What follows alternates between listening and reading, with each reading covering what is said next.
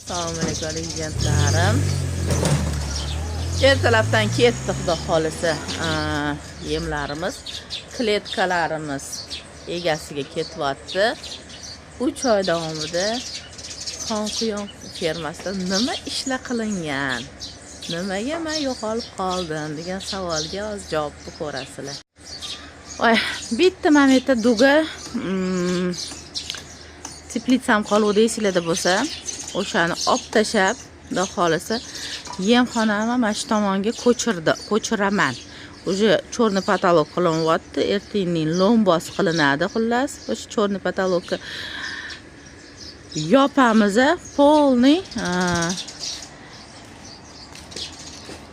yemxonani mana shu tomonga ko'chirib, yemxona tomonimga polniy quyonni tashiymiz. Xudo xolisa, menga joy yetmayapti. Bizda to'xtash yo'q, xudo xolisa, to'xtamaymiz.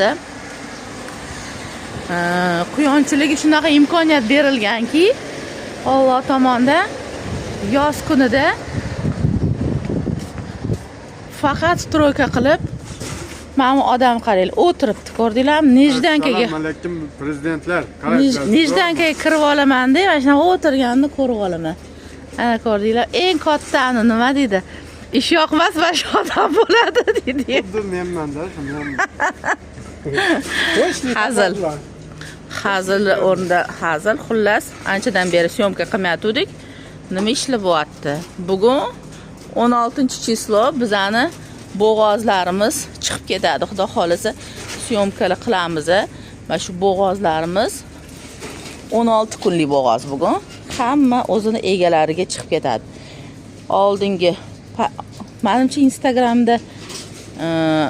Instagramda aytdim. Bo'g'ozlar bo'ladi deb, azgina o'shalar hammasi bron bo'lgan. Shularni chiqarishni boshlaymiz. Birin-ketin xudo xolisa. Kattani bitta Chinozda bitta shogirdim bor. Shu shogirdga ham bugun duo beraylik, chiroyli qilib. Duoyimni so'radi o'sha odam. Chiroyli qilib duo qilib bizani yo'limizni berishi xudo xolisa Allohdan so'rab qolamiz. Bular go'shtlar. Bularga ham samkalarga zaklad olib qo'ydim kecha, xudo xolisa. Sotildi hisobda samkalar bu tomonda. Sekin-sekin erkaklarni terib, уже so'yishni boshladik. Polniy. Shunaqa gaplar. Qaranglar rezidentlar, men qizli bo'lib oldim mana. Yana bitta qizli.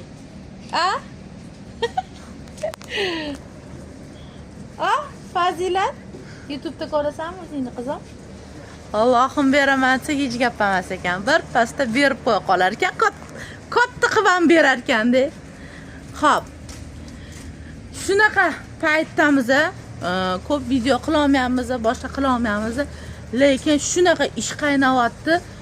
Polni o'zimni kuchimni ham, xo'jayinim ham o'zlarini kuchlarini polni mashqqa sarflayapmiz. Biz kuzga tayyorgarlik qilyapmiz.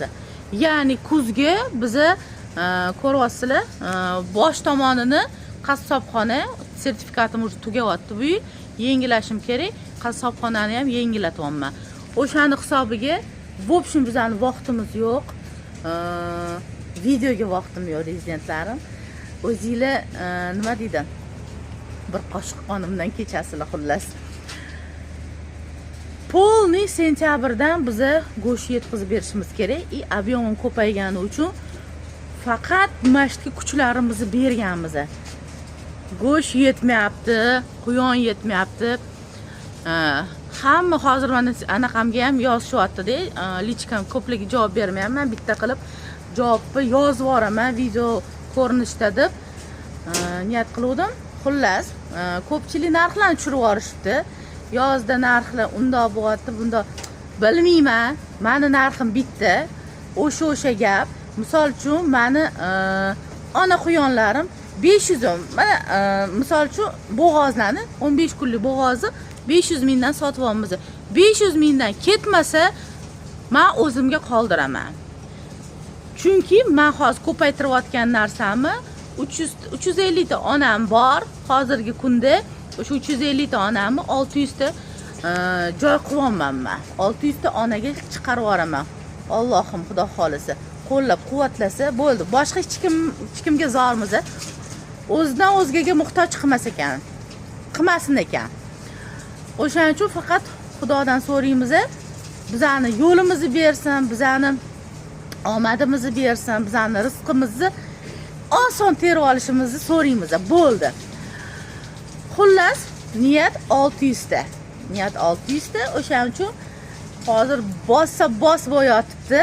Fazilatxonim ham menga qarashyapti. Fazilatxon, qarashyapsiz menga qizim? Mana shunaqa. Quyonlar sotilyapti. 3 oylik quyonlar, misol uchun, naslga ketmasa, men undan ko'ra so'yib yorib, go'sht ko'rinishida chiqarib yorganim yaxshi. Past narxda men bermayman. Nimaga men o'zimga o'zim zarar qilmayman. Fermadagi rasxodlarni o'zimdan boshqa hech kim bilmaydi. O'shaning uchun ipidan ninasigacha hisob-kitob qilingani uchun men har bittasiga narxlarni ham o'shanga yarasha qo'ydim. Xo'p. Go'sht ko'rinishida chiqib ketadi. Go'sht nimaga? To'g'ri, go'sht arzonroq chiqib ketishi mumkin, lekin go'shtga klientim pastayani. Ya'ni uzluksiz go'shtim ketaveradi. O'shani hisobiga men bu safar anaqasini tirigini sota olmadim, naslga sota olmadim, pul kamroq qoldi, ko'proq qoldi demaymiz. Chunki go'shtga talab kuchayayotgani uchun biz faqat xom shot qilayotganimizda ham faqat go'sht qilib hisoblayman men. Naslga mayda-chuda 100 ta 200 ta quyon ketsa partiyada u hech narsa emasda, go'sht o'rnida. Shuni bir bilinglar. Hozir men bitta maydalarni ham bitta ko'rsatib olaman. Uji katta bo'lib qolishdi. Mana qaranglar.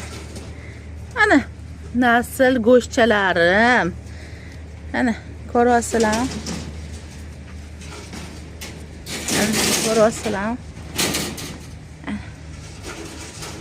Ana go'shtchalarim. Oy. Bularni hammasini qochirtiraman. 3-da inninga, ya'ni. Qolganini mana go'shtlar bilan turishdi. Mayda chudalar. Ana, ko'rasizlar. Men bilan qochirtiraman. Bolasi yo'g'ini uje kuyiktirib qo'ydim degani. Hech qachon ish to'xtash kerak emas. Faqat olg'a, shu. Men nimaga obzor olaman bugun? Ko'pchilik narxlar pasaygani uchun ozgina tushuntirib o'tmoqchi bo'lgan maqsadda yoz kunida har doim endi pasayadi, boshqa qiladi, lekin yoz 12 oyda faqat 3 oygina. 3 oygina yoz. O'sha yozdan bizga imkoniyatda kletkalarni misol uchun baribir yil davomida yomon bo'lib ketadi. O'shalar remont qilib olishga, qaytadur stroykamiz bor, o'shalarni to'g'irlab olishga, qaytadur biza nima edi, naslni yengillatishimiz kerak. O'shalarni yengillatishga 3 oygina vaqt beradi Alloh tomonidan. Bo'ldi. O'sha vaqtda unumli foydalansak bo'ldi. Unumli foydalanib, hammasini joy-joyiga qo'yib, yana bos 9 oy ishlashdi. Mehnat. O'shanga hozir issiq ko'pchilikni qo'li tushib ketyapti-da. Sizlarga motivatsiya. Hech qanaqasiga go'sht yo'nalishda sizlar yutqizmaysizlar. Hech qanaqasiga. Daji misol uchun katta mana degan katta fermalar ham yetkiza olmayapti. Shuni bizda respublikada bitta katta ferma Quychirchiqda. Biz pastoyan svyazamiz, gaplashamiz. Men holatni bilaman-da, holatni qanaqa holat. Ishoninglar, yetkiza olmayapti. Mana degan 150 mingtalik ona quyoni bor ferma go'sht yetkiza. Bizni nima uni oldi? Bizni annam aytdim. Katta okeandagi tomchimiz. Shuni bilinglar. O'shanga bemalol hozir mana 1 oygina qoldi. Bos qilib, to'g'irlab olib, hammasini yana kuchga to'lib mehnatga, yana ishga sho'ng'iymiz, xudo xolasa. Sog' bo'linglar, omon bo'linglar. Xo'p, o'rtoqlar. Birinchi partiya, birinchi xat quyonlarimiz xullas bu partiyadan chiqib ketyapti. 10 ta bo'g'oz, 2 ta erkak. Xudo xolasa, ivermektindan qilib qo'yadi. Mashina ham keldi. Kletkalar bilan chiqib ketyapti. Bu kletkadan ancha bo'ldi olib qo'yilgani, bitta dona qoluvdi, o'shani ham chiqarib olamiz, xudo xolasa. Ya'ni eski video deb o'tirmanglar. Bu kletkadan qolmagan-ku, bu eski videoni qo'yasizmi degan fikr bo'lib qolmasin. Bizda aldo yo'q. Famit anaqa yopmay turing, hozir ivermektin qilib yuboraman. Olovuddinga, xudo xolasa, Olovuddin hamisha biz san uchun ukamdek bo'lib qoldi, shogirdim. Duo qilamiz. Hamisha duo desam, bizdan ham o'tib ketgin, iloyim. Bizdan ham katta ferma qilgin, chunki astoydil kirishganda bu bola. Astoydil bizni duodamiz.